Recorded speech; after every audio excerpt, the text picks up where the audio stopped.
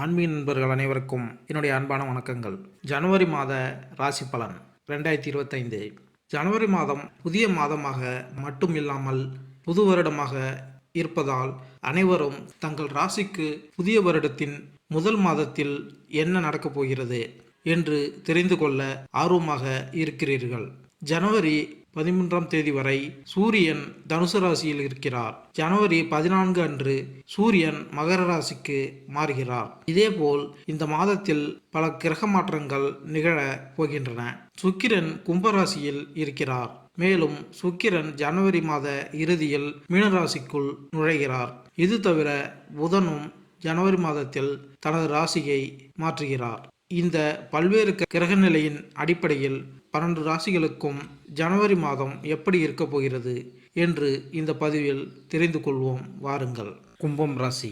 கும்பராசிக்காரர்கள் தங்கள் தொழில் வாழ்க்கையில் மிகவும் சாதகமான காலகட்டத்தை அனுபவிக்க தயாராக இருக்கலாம். உங்கள் விடாமுயற்சிக்கு உரிய அங்கீகாரம் கிடைக்கும். மேலும் நீங்கள் தகுதியான பாராட்டுகளையும் வெகுமதிகளையும் பெறுவீர்கள்.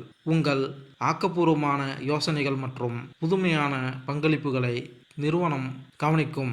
உங்கள் உத்தியோக முன்னேற்றத்திற்கு சக ஊழியர்களிடமிருந்து வலுவான ஆதரவை எதிர்பார்க்கலாம். ஒரு தொழில் வணிகத்தை தொடங்க நினைப்பவர்கள் இது ஒரு சரியான தருணம்.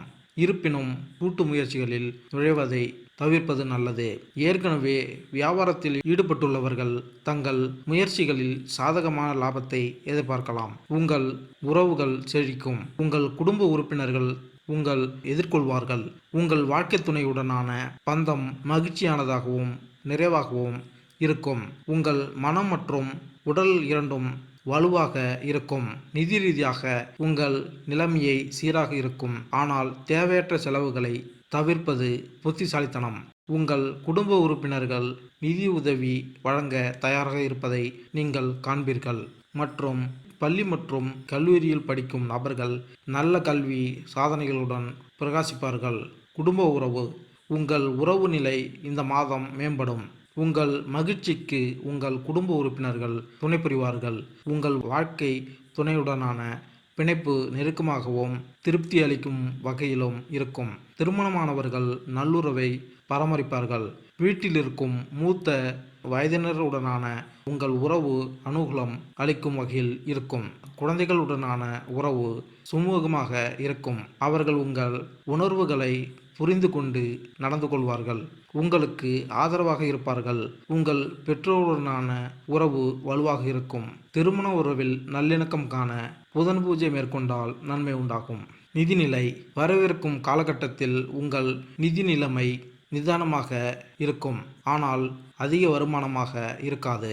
அதன் விளைவாக அவசியமில்லாத எந்த ஒரு செலவையும் நிறுத்தி வைப்பது புத்திசாலித்தனமாக இருக்கும்.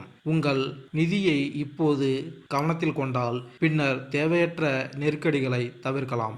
நீங்கள் பங்குகளில் முதலீடு செய்வதை பற்றி யோசித்து கொண்டிருந்தால் உங்களில் சிலர் ஆதாயங்களையும் லாபங்களையும் காண இது ஒரு சாதகமான நேரமாக இருக்கும்.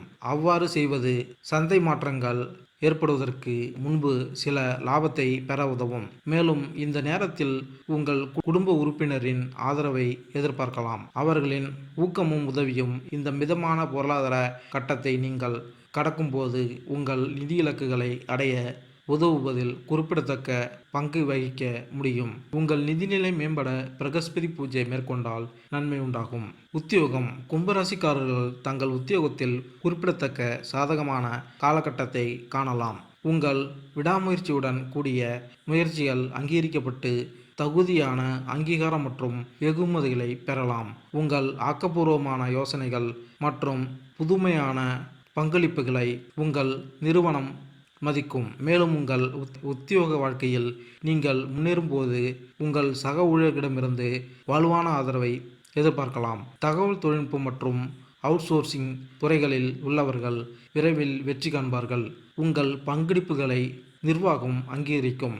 அதேபோன்று உற்பத்தி சார்ந்த தொழில்களில் உள்ள தனிநபர்கள் நிர்வாகத்தின் முழு ஆதரவை பெற்று தங்கள் தொழிலில் முன்னேறுவார்கள். இருப்பினும் ஆசிரியர் தொழிலில் உள்ளவர்கள் நிர்வாகத்துடனான உங்களின் தொடர்புகளில் சிறிய சவால்களை சந்திக்க நேரிடலாம். உங்களின் உத்தியோக முன்னேற்றத்தில் ஆபத்துகள் ஏற்படக்கூடும் என்பதால் சக ஊழியர்களிடமிருந்து எச்சரிக்கையாக இருப்பது நல்லது. மாறாக சுகாதார துறையில் தனிநபர் சிறந்து விளங்குவார்கள். அவர்களின் கடின உழைப்புக்கு நிர்வாகத்தால் முறையாக வெகுமதி அளிக்கப்படலாம். மேலும் சக ஊழியர்கள் உங்கள் வளர்ச்சிக்கு விரிவான ஆதரவை வழங்குவார்கள். சினிமா மற்றும் மீடியா துறையில் இருப்பவர்களுக்கு தொழில் வெற்றி சற்று சாதகமாக வரக்கூடும் என்பதால் அவர்களின் வளர்ச்சிக்காக குறிப்பிடத்தக்க முயற்சிகளை மேற்கொள்ள தயாராக இருக்க வேண்டும். உத்தியோகத்தில் மேன்மை பெற அங்காரகன் பூஜை மேற்கொண்டால் நன்மை உண்டாகும். தொழில்: நீங்கள் ஒரு புதிய தொழிலை தொடங்குவது பற்றி யோசித்து கொண்டிருந்தால் உங்கள் திட்டத்தை செயல்படுத்தவும் முன்னேறவும் இது ஒரு சிறந்த நேரம். புதிய முயற்சிகள் வெற்றி பெற உதவும் வாய்ப்புகள் அதிகம் உள்ளது. இருப்பினும் உங்கள் வணிகத்தில் மற்றவர்களுடன் கூட்டாண்மைகளுக்குள் நுழைவதை நீங்கள் கருத்தில் கொண்டால் ஒரு முறைக்கு இருமுறை யோசித்து தற்போதைக்கு அத்தகைய ஏற்பாடுகள் தவிர்ப்பது நல்லது. தனியாக அல்லது ஒரு சிறிய நம்பகமான குழுவுடன் பணிபுரிவது கட்டுப்பாட்டை பராமரிக்கவும் முடிவுகளை எடுக்கவும் உதவும். ஏற்கனவே தங்கள் வணிகங்களில் ஈடுபட்டுள்ள நபர்கள் ஒரு நல்ல செய்தி உள்ளது.